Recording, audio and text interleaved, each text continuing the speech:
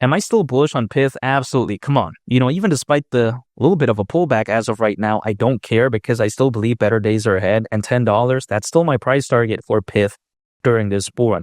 And why would it not? Even though that's not financial advice nor a guarantee, the way you take a look at it is that the Pyth network is arguably one of the greatest projects of all time. And I'm not saying this as a joke and not because I'm a fan of Pyth, not just because of that, right? It's because it's actually hypothetically true in my opinion. If you actually take a look at the Pyth network, what is it, right? It's a blockchain oracle for market data. Now, there's a very key takeaway when it comes to this term, right? And that right there is the word oracle. Now, why is that? It's because if you take a look at an oracle, it's actually super necessary. Hashtag Jorge Masvidal in the world of, blockchain technology, in my opinion, and just projects like overall, because if you take a look at this, right, there's many decentralized applications out there as of right now. I mean, there's so many. And there's only going to be more in the future, in my opinion. I would only assume as the crypto space overall grows. Now, what do many of these decentralized applications need? They need something called off-chain data. And what is a way to get off-chain data? Hypothetically, that's through something like an oracle, because what an oracle is that it's basically a data feed that brings data from off the chain, right? Again, this off-chain data, and brings that over into the blockchain. Again, the reason why they do this is to help, decentralized applications function properly. So just imagine, without oracles, what kind of havoc it would have when it comes to the decentralized application space. And as more and more apps do pop up, right, as more and more developers do enter this space, they're going to need oracles, right, hypothetically. And what better place to choose other than the Pyth network, in my opinion? Now, granted, there are other players out there, like, for instance, most notably, we take a look at something like, Chainlink, which I'm very bullish on, by the way. I haven't given up on Chainlink. And also when I take a look at Daya, Daya is another one I'm bullish on. Daya is a lot smaller than like a Pyth or like, Chainlink. But, if you actually take a look at this whole Oracle space, I would say there really isn't that many dynamic, or should I say good players. Because just imagine if there really isn't that many good competitors and these developers, they're searching for, this off-chain data, guess what? Naturally, something like Pyth, just because there really isn't that many good competitors, it's going to have a higher probability to be chosen, in my opinion. So I do really like that when it comes to Pyth. And the amazing thing about Pyth is that when it comes to this space, right, because, Chainlink is already kind of massive, Pyth is sort of like, hypothetically, it has the potential at least to become the next Chainlink because it's much lower market cap. The fans, the hype really isn't there when it comes to like a Chainlink. But I think that this could very well be the next Chainlink, hypothetically. So that's why I really like it. It's like kind of going in a time machine and then going back in time and then being able to like, acquire like Chainlink's native token called Link, but at a much lower point. That's just the way to take a look at it.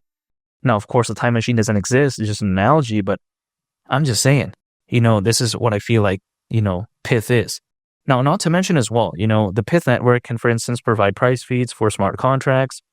And according to Solana, by the way, let's take this into consideration. The Pyth network is a high-frequency oracle built using Solana ecosystem technology. Now, when I say this, some people, they may cringe because they're like, oh, wow, Solana isn't the best layer 1 blockchain out there.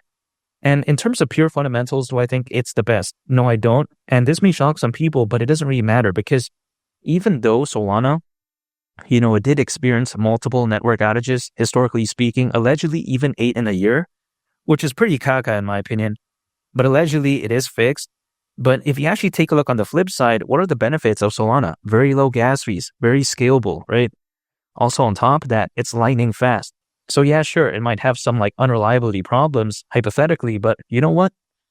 If it's fast, if it's scalable, if it's low in fees, why not, You gotta take a look at, if the benefits outweigh the disadvantages, right? If the advantages are a lot better than disadvantages, I think that's overall a very good layer 1 blockchain. So when it comes to Solana, I don't think it's the best fundamentally because of its suspect unreliability. But then at the same time, overall, I do believe it's a very amazing layer 1 blockchain. So again, when I see something like this, when it comes to Pyth, I think it's in the right place, in my opinion. Or should I say, it chose the right thing, I would say, right? But yeah, besides that point, when I take a look at also, when it comes to the Pyth network, they even themselves claim that they deliver real-time market data for crypto equities, foreign exchange, and commodities to over 50 blockchains. So that's pretty impressive. Also on top of that, it has over 95 major market participants, which includes, by the way, giants in like the exchange space much like Binance, Bybit and OKX. I mean, we all know that, right? So that's impressive. Currently Pyth is helping facilitate hundreds of data feeds and even over 300 applications. So yeah, that's very impressive. I also do like its emphasis on DeFi, aka decentralized finance. I think even though this market isn't necessarily going to be predicted to be the biggest, even though it's not the most hype, I do believe it's very revolutionary. And still, even despite that, according to Grandview Research, the decentralized finance market is predicted to be worth over $200 billion, slightly over that by 2030. So again, it's not going to be the biggest market out there, but this could very well just be a conservative estimate. So I do really like it when it comes to Pyth, again, having this emphasis, in a sense, when it comes to DeFi. Now, also, if we take a look at Pyth, right, some people like to say that, oh yeah, it's so CAC, all this type of stuff. Well, I disagree, because if it were to go to the price of $10, it is still around a 25x from here. Now, it's not the best upside out there, but when you consider just how much Pyth has pumped, now it's having a slight pullback, I understand that, but still, doing an additional 25x from here, I don't think is too bad. And not to mention, considering current circulating supply at that point, market cap would be around $36 billion.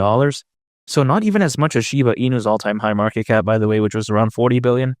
Let alone, that's not even half of Dogecoin, which at one point reached over $80 billion. And you take a look at BNB. BNB reached over $100 billion in market cap. Pyth, I think, is very revolutionary. I don't see why it won't go to around a $36 billion market cap, again, aka at the price of $10. It just doesn't seem that insane. At least that's the way I view it, especially, if you take a look at Charles Hoskinson, right, who's not only the co-founder of Ethereum, but also the founder of Cardano. He does predict that in the next 1 to 2 years, based on a video that he was a part of on November 26th, so again, a year to 2 years from then, right, he said he could very well see Bitcoin being at the price of either $250,000, so that's $250,000, all the way up to $500,000, again, $500,000. So you could only imagine that. Imagine if Bitcoin doesn't even reach $500,000, which I think is pretty optimistic, or should I say way too optimistic.